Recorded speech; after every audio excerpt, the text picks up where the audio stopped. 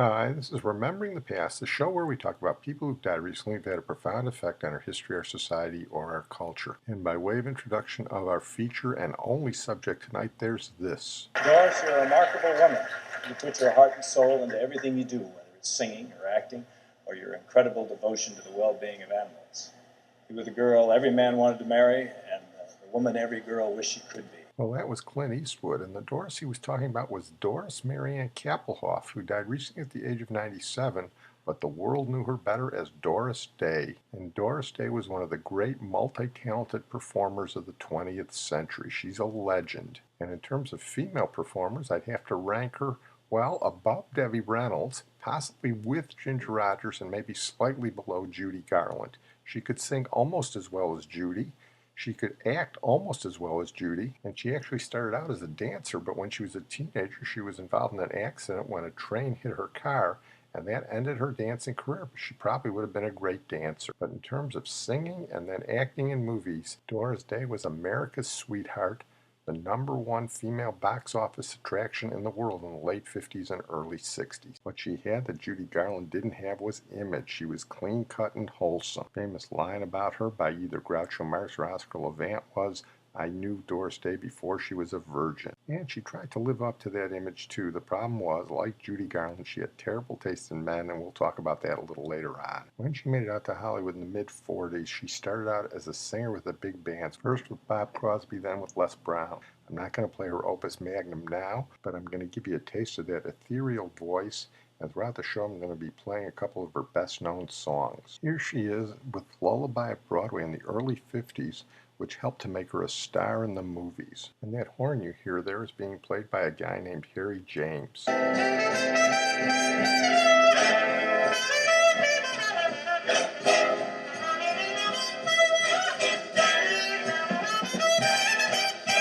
Come on along and listen to the lullaby of Broadway, the hip-hooray and ballyhoo, the lullaby of Broadway.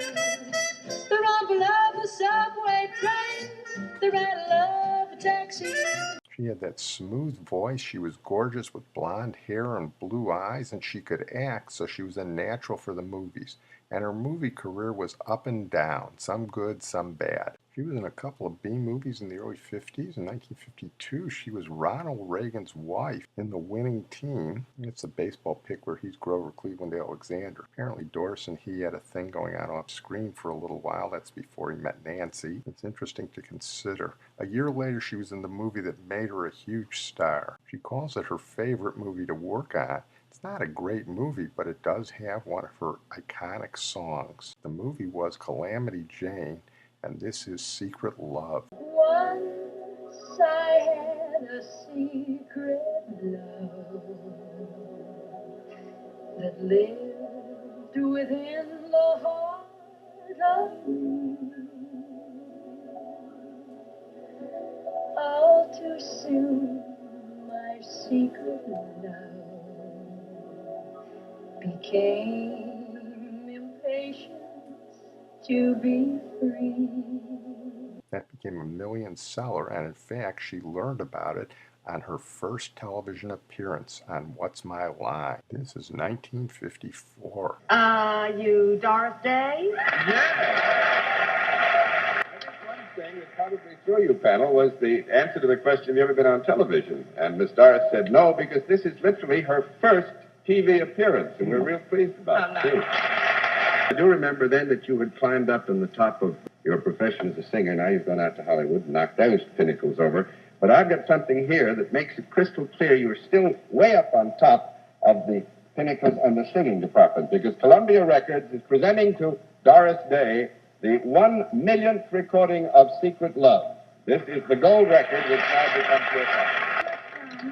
It's very thrilling, really. It's a wonderful thing to have, and I'd give it to you to carry off, but I'm afraid you're not quite big enough a girl for this. I don't think I can make it. If you let me guard it until the show's over, I guarantee to deliver it to your hands. All right. Is that all right? That's fine. John Daly, ever the gentleman. Well, I said Doris made some good movies and some bad movies, but her two best were probably right in a row in 1955 and 1956. In 1955, Doris played Against Type. The wholesome Doris played Ruth Etting, who wasn't a nice person in real life. She was a jazz singer in Chicago in the 20s. The movie was Love Me or Leave Me, and her abusive boyfriend was Chicago gangster Marty the Gimp Snyder, played by some guy who could act a little bit named Jimmy Cagney. Not true to life, but some very good performances. Mr. Snyder, does Miss Edding's appearance here tonight mean you two are getting back together? No. Miss Edding is just fulfilling a contractual obligation. You got that? A contractual obligation. She's going to be paid just like any other artist. Kind of surprising, though, in view of what's happened. What's surprising about it? Business is business. You can put it down that I've got the greatest respect for Miss Edding as an artist. Boys, step up to the bar and have a drink on the house. And Georgie, see to my pals get everything they want. Good evening, Mr. Snyder. Only let me be lonely. You won't believe me. I love you only. I'd rather be lonely than happy with somebody else.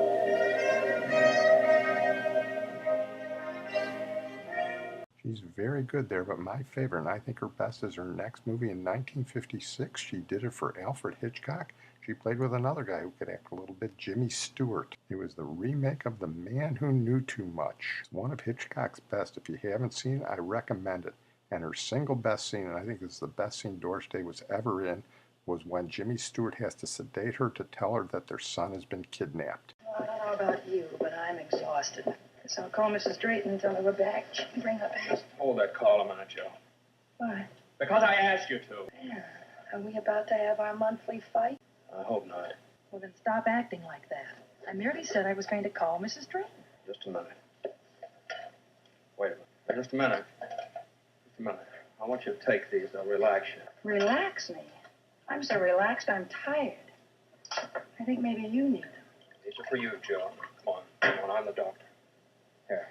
Ben. Now, Joe, you know what happens when you get excited and nervous. Now, here, do me a favor. 6 months ago, you told me I took too many pills. 6 months ago, you weren't a witness to a murder. Now, you've been excited. You've been talking a blue streak. You've been walking around in circles. I haven't. Joe, I make my living knowing when and how to administer medicine. Now, I know you'll feel better if you take these. Now, why fight me on this? All right, you don't think you will feel better. I'll make a deal with you. I will make a deal. What is this? Well, there's something about this Louis Bernard and the police station and this whole spy business I haven't told you yet. What? Here's the price of curiosity.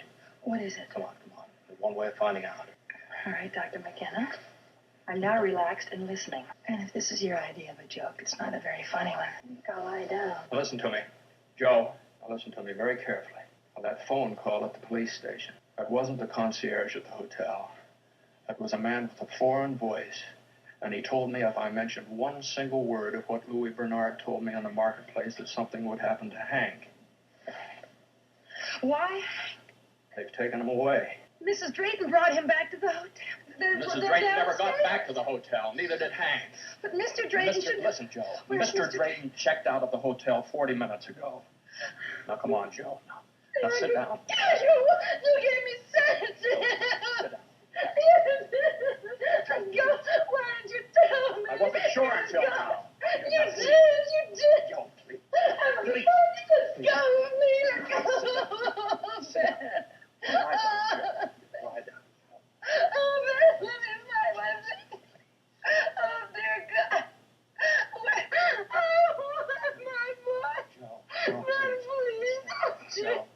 Where is he? Anybody who tells you Doris Day can't act has never seen that scene. It was also in that movie that she sang the song that she is most associated with, a big hit of the 50s. When I was just a little girl, I asked my mother, what will I be? Will I be pretty? Will I be rich? Here's what she said to me.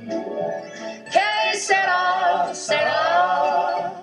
Whatever will be, will be. The future's not ours to see.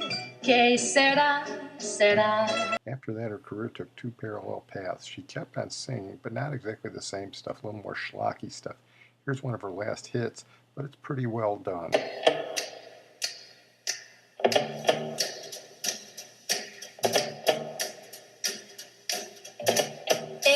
Everybody loves a lover. I'm a lover. Everybody loves me. Anyhow, that's how I feel. Wow, I feel just like Pollyanna. Here's one of her last really good ones. It's a cover of a 54 Sinatra song. The very thought of you makes my heart sing like an April breeze on the wings of spring. And you appear in all your splendor,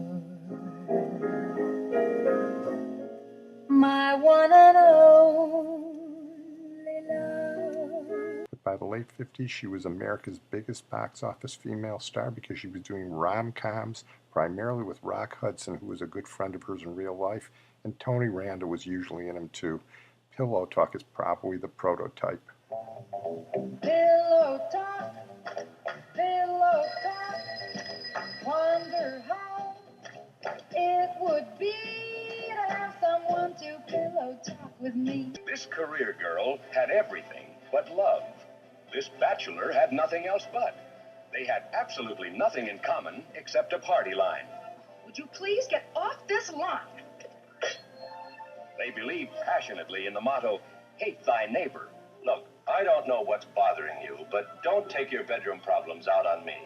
Then he met the body that went with the voice he hated. What would you do? That's what he did. Pretend he was two other guys. And then the wooing got frantic. Excuse me. I better go to the powder room. Fix my lipstick. Co-starring Tony Randall. Well, they didn't hit the moon with the first missile shot either. And Thelma Ritter in the most sparkling sexcapade that ever winked at convention. Bedroom problems. At least mine can be solved in one bedroom. You couldn't solve yours in 1,000. Hear Doris Day sing these hit tunes with an assist by Rock. I'm yours tonight, my darling, possess me. Are you getting out of that bed or am I coming in after you? You wouldn't dare.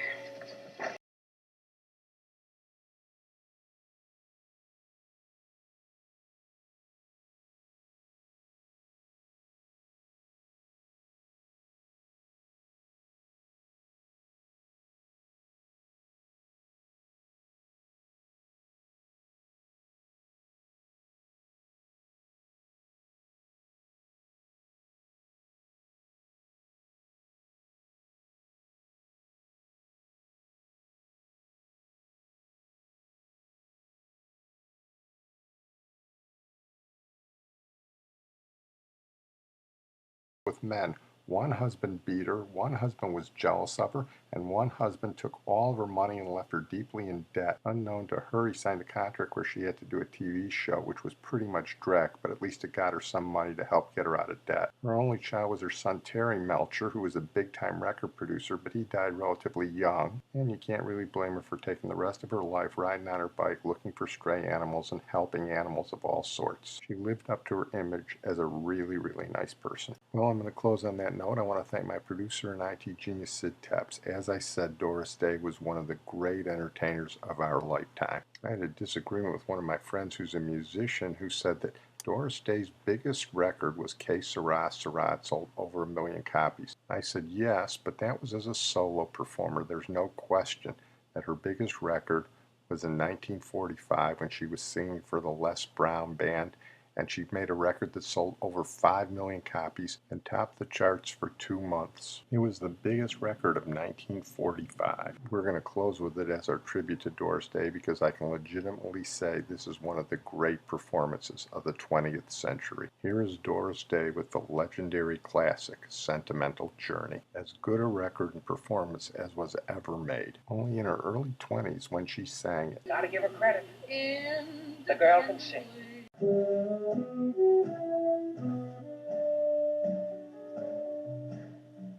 Gonna take a sentimental journey. Gonna set my heart at ease. Gonna make a sentimental journey to renew